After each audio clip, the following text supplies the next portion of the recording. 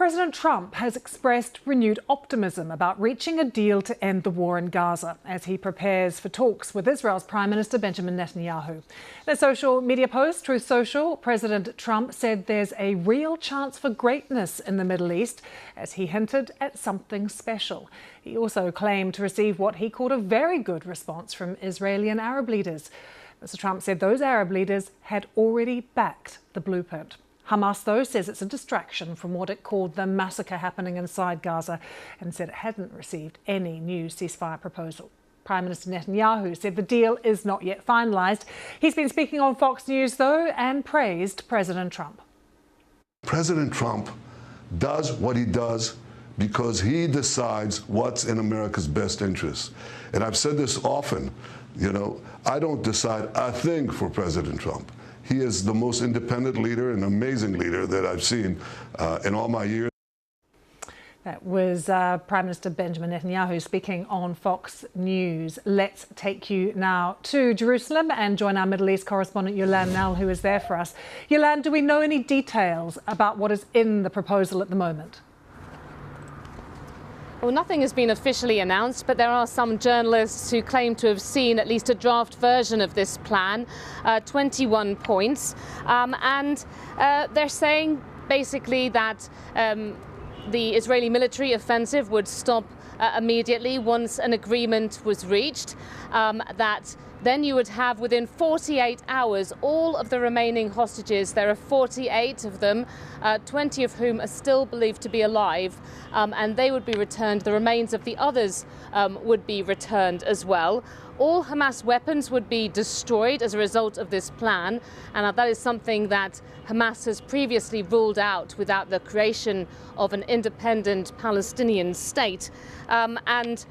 The fighters from Hamas that are committed to what's described as peaceful coexistence would be allowed to stay, and others would be allowed to leave if they chose. No Gazans in general would be forced to leave under this plan, so that is a big departure from what President Trump was talking about way back in February of this year, when he put forward his idea of creating a Riviera coastal resort in Gaza with a US takeover and Palestinians leaving, all 2 million of them.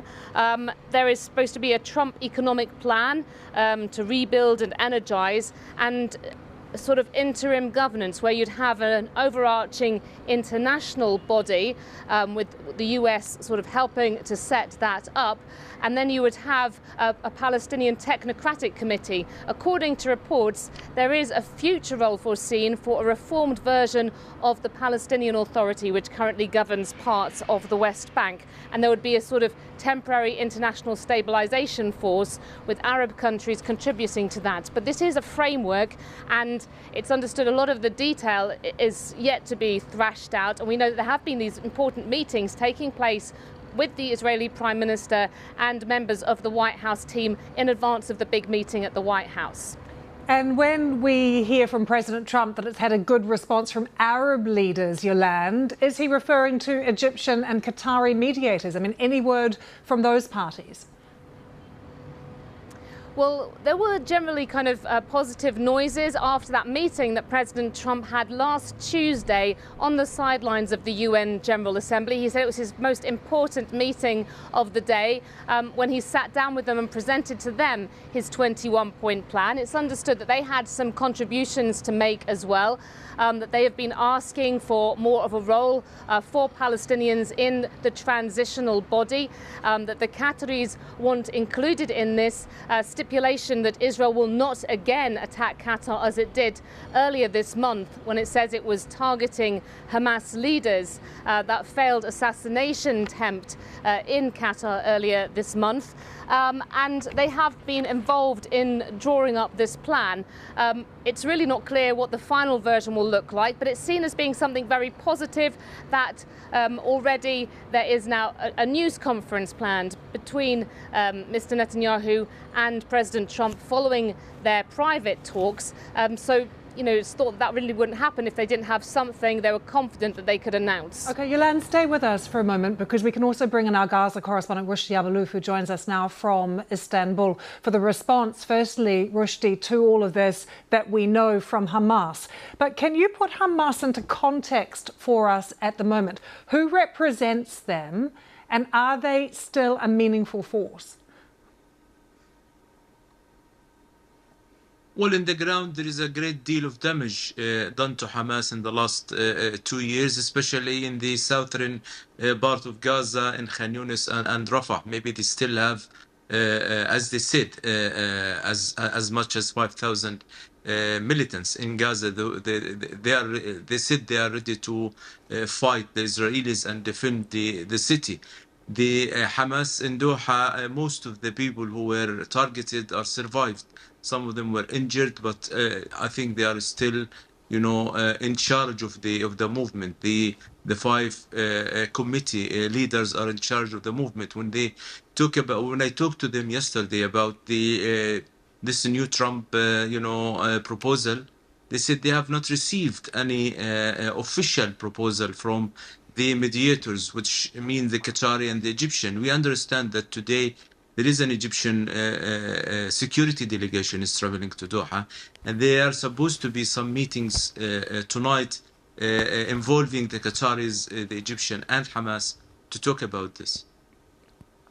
OK, well, we'll wait and see what comes out of that meeting at the White House. We will certainly be right across it and bringing any developments from DC as they happened. As Yolande was saying, they're expecting a press conference and a statement, so we'll know a lot more then. Yolande, Rushdie, do stay with us, because we want to talk now about what's happening on the occupied West Bank. Gaza, not the only Palestinian territory coming under increasing attack and threat of annexation from Israel.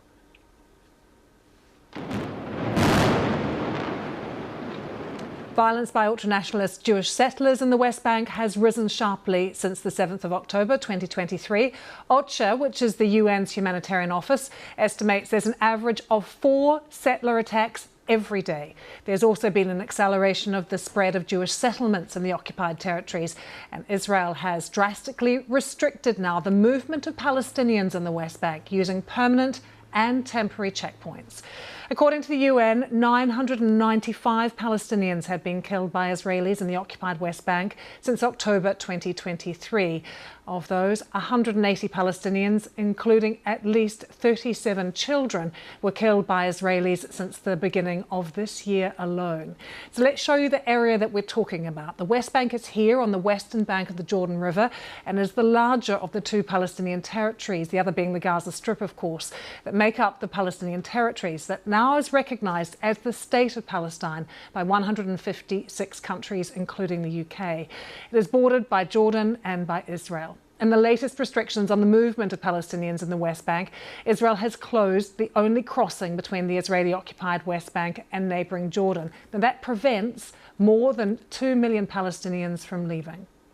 The plan that President Trump presented Arab and Muslim leaders reportedly does include this promise from Mr. Trump that Israel will not annex the occupied West Bank, which has been of huge concern there. Yolande, can you give us a sense of what daily life is like for many Palestinians who live in the occupied West Bank? I mean, it does vary, but Palestinians in the occupied West Bank have really experienced higher tensions over the past couple of years and really feel that a lot of their problems have been ignored, while the world's attention has inevitably been focused on what's happening in the Gaza Strip. I mean, in terms of economic distress, the Palestinian Authority governs parts of the West Bank, the main Palestinian towns and cities. And, as part of the agreements from the Oslo Accords, the Israeli government is supposed to pass to the Palestinian Authority tax revenues that it collects on its behalf at the ports, because of course Israel controls the borders, and it has been withholding those, saying that that's because of a system of payments whereby the Palestinian Authority pays out money to those who've carried out attacks on Israelis and their families, prisoners in Israeli jails. The Palestinian Authority, under a lot of pressure over all of this, has been been saying since the start of the year that it has reformed that system. It's saying it's now got proof that it's changed its welfare system, and yet still that money is being withheld. And it's really very large sums that the Palestinian Authority relies on to pay for public workers. So you have people who haven't been paid now for a full salary for many months, and they haven't even received last month's salary, some people were telling me just a couple of days ago. I mean, then the situation before this war, you would have tens of thousands of Palestinian labourers going to Israeli settlements, coming to work in Jerusalem and different parts of Israel, and they really relied on those salaries that they could get and take back for the West Bank economy. Nearly all of those permits now have been cancelled by Israel, citing its security concerns. On top of that, you know, some places, I was in Bethlehem last week, people there really rely on tourism. That has also really, you know, been hit hard by the ongoing war, and the West Bank economy is in dire straits. A lot of people sort of really discredit the Palestinian Authority. It continues to cooperate with Israel on matters related to security. So that's why you have a lot of people who don't regard highly some of the Palestinian leaders they have. They feel that, you know, they've made the wrong decisions. There's a lot of corruption, and that they're not effective at, you know, pursuing Palestinian goals. That said, you know, it was a big diplomatic win for the Palestinian Authority. In particular, it has been pushing this idea of countries recognizing an independent Palestinian state, and you do see now big signs up in the West Bank, people thanking, you know, the new countries that have made that step, Western powers, in the past couple of weeks. Rushdie, the UN says there's an average of about 4 attacks a day taking place within the occupied West Bank, though. Yolande talking about security there and the Palestinian Authority. What is done within the occupied West Bank to try and protect Palestinians from those attacks? Not just them, but their homes and their lands, their farmland as well. Well, there is a whole debate about the West Bank. Well, for many times Palestinians say, well, if Israel is attacking Gaza because 7th of October, but since 7th of October, they are attacking the West Bank, and there is no attacks from the West Bank. And for those in the West Bank, the people, especially the villagers, who very soon will start the harvest of their olives, and we notice every year there is an increase attacks by Jewish settlers to those farmers, and there is very little Palestinian can do to do this. Sometimes they do try to defend themselves, but they end up, you know, jailed by the Israeli army, who all the time, Palestinian in the West Bank, accusing the army of supporting and protecting the Jewish settlers, and do nothing to stop the attacks. About 2 years ago, when I was allowed to go to the West Bank, I have been to many of these villages.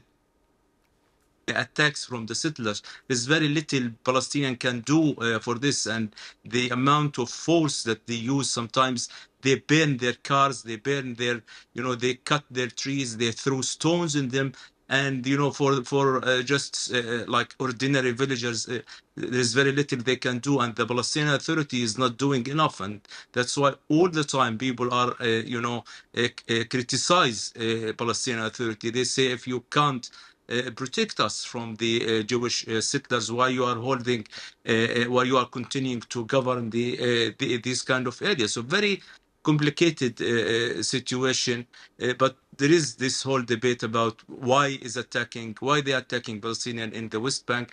There was no 7th of October there. Really interesting to talk to both of you, Yolande and Rushdie. Thank you so much. One of the reasons we're discussing it is we've been focusing so much on the UN General Assembly. Gaza has very much been the focus there, but today they are going to be discussing what is happening in the occupied West Bank in a special session this morning. So we'll watch that and bring you into developments as well.